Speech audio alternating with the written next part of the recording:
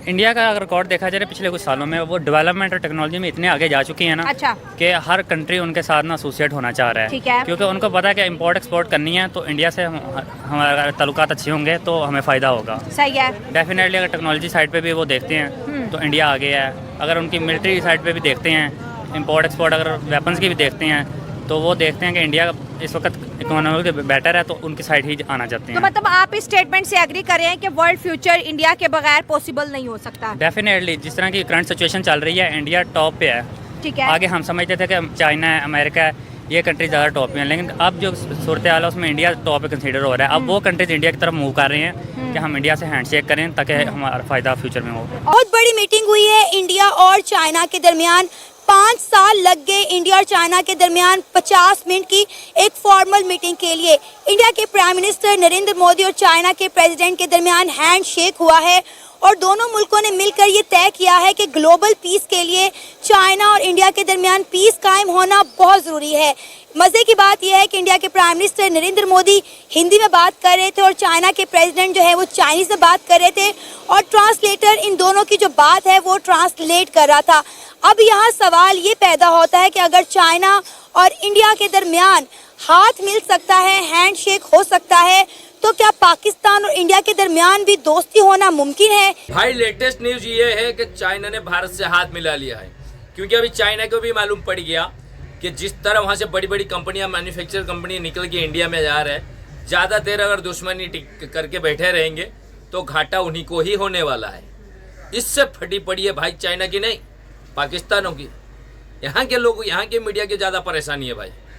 China को इस चीज़ के लिए सबसे पहले पाकिस्तान से पूछना चाहिए था, ताकि आपको भी पता है कि इंडिया और पाकिस्तान की कितनी गहरी दुश्मनी है और कितने गहरे मामलात ख़राब हैं इनके।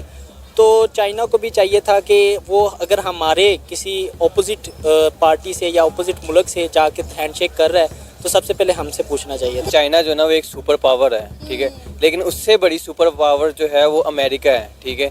इस वक्त दोनों का कंपटीशन है और हमें जैसे पता है कि रशिया और यूक्रेन की जंग लगी हुई है, ठीक है, तो उस चीज़ का फ़ायदा उठाते हुए चाइना जो है वो उसके साथ इंडिया के साथ लिंक कर रहा है।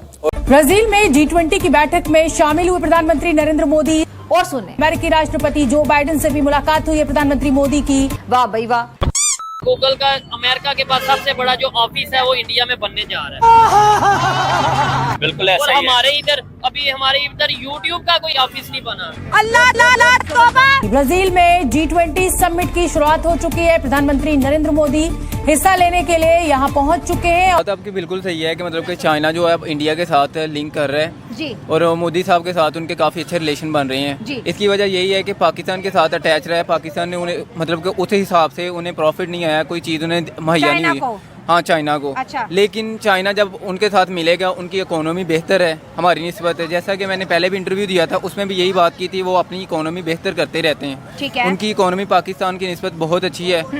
पाकिस्तान की परेशानी यहाँ पे ये हो गया भाई, उनको लग रहा था जिस तरह चाइना और इंडिया का कॉन्फ्लिक्ट एक चालू है, जब तक जितने दिन चालू रहेंगे उतने दिन पाकिस्तानी भाई मलाई खाते रहेंगे भाई। लेकिन अभी धीरे धीरे चीज़ें बदल रही है। जो चाइना की सरकार है उनको भी समझ में आ गया, शी जिनपिंग को, कि भाई इस तरह तो नहीं चल पाएगा, क्योंकि भारत जिस तरह ग्रोथ कर रहा है और स्पेशली जो चाइना की इकोनॉमी जैसे स्लो डाउनफॉल हो रही है, तो उसमें बहुत बड़ा रोल अदा कर रहा है भाई भारत। बीच में घुस के सारे कंपनियों को खींच के ले जा रहा है। तो अगर इंडिया के साथ रिश्ते अच्छे रखना है तो सबसे पहले उनको बॉर्डर पे काम करना पड़ेगा।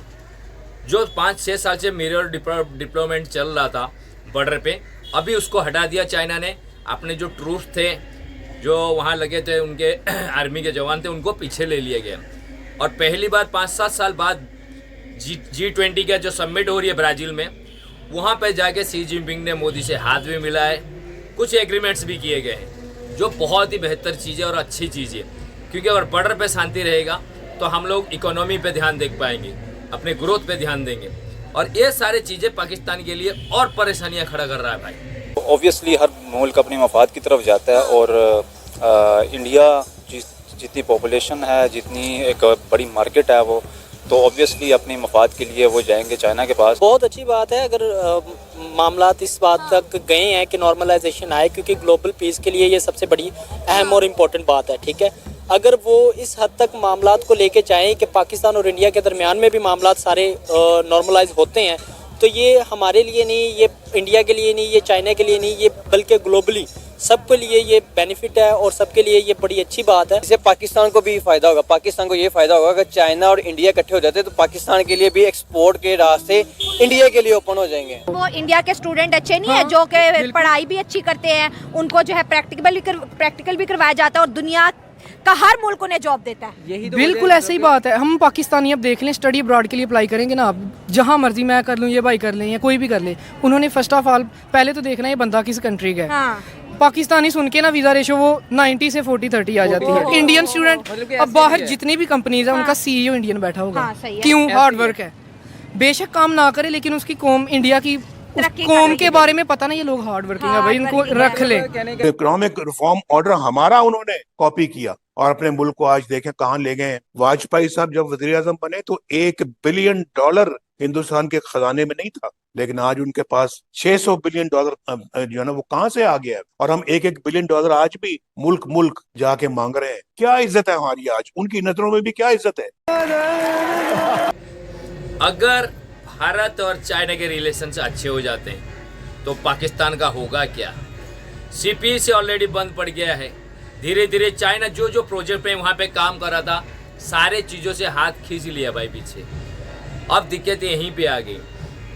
आज तक पाकिस्तानियों को ये लग रहा था जब तक चाइना और इंडिया के कॉन्फ्लिक्ट चालू रहेगा तो हमको मलाई मिलती रहेगी, खाने को मज़ा आता रहेगा भाई। और ये साले पैसे भी उसी से ही बनाते हैं भाई। लेकिन जैसे जैसे ये सारी चीज़ें ख़त्म हो रही है तो वहाँ परेशानी बढ़ गई भाई कि अगर चाइना इंडिया का दुश्मनी ना रहे तो फिर हमें पूछेगा ही कौन भाई। पाकिस्तान का कोई ज़रूरत ही नहीं है बीच में, फिर उसके क्या ज़रूरत है भला। सेम USA के साथ भी यही गेम हो रहा है। आज अगर USA इंडिया की इतनी ही करीब है तो उसका सबसे बड़ा वजह चाइना है। चाइना को डायरेक्ट काउंटर कर नहीं पा रहा है, अब इंडिया उसके सामने है। इंडिया ही एक ऐसा प्लेयर है जितनी बड़ी मार्केट है दुनिया की जो चाइना को बराबर काउंटर करता है भाई। तब USA भी भारत के साथ भाई दोस्ती बना रखा है कि भाई चलो हम ही ना लड़े पा रहे, तुम ही लड़ो, हम सपोर्ट पे हैं पीछे। सारे अमेरिकन USA बड़े बड़े कंपनियां इंडिया क्यों शिफ्ट हो रही है, इसके पीछे एक बहुत बड़ी वजह है। हालांकि इसमें हमारी गवर्नमेंट का बहुत बड़ा हाथ है और बहुत ही अच्छी काम हो रही है।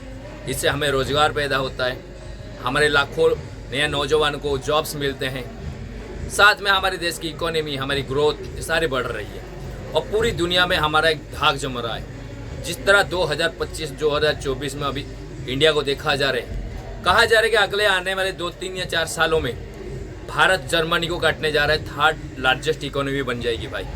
अभी तो हम 4th थे, कुछ दिन पहले 5th थे। तो ये हमारी शान है भाई।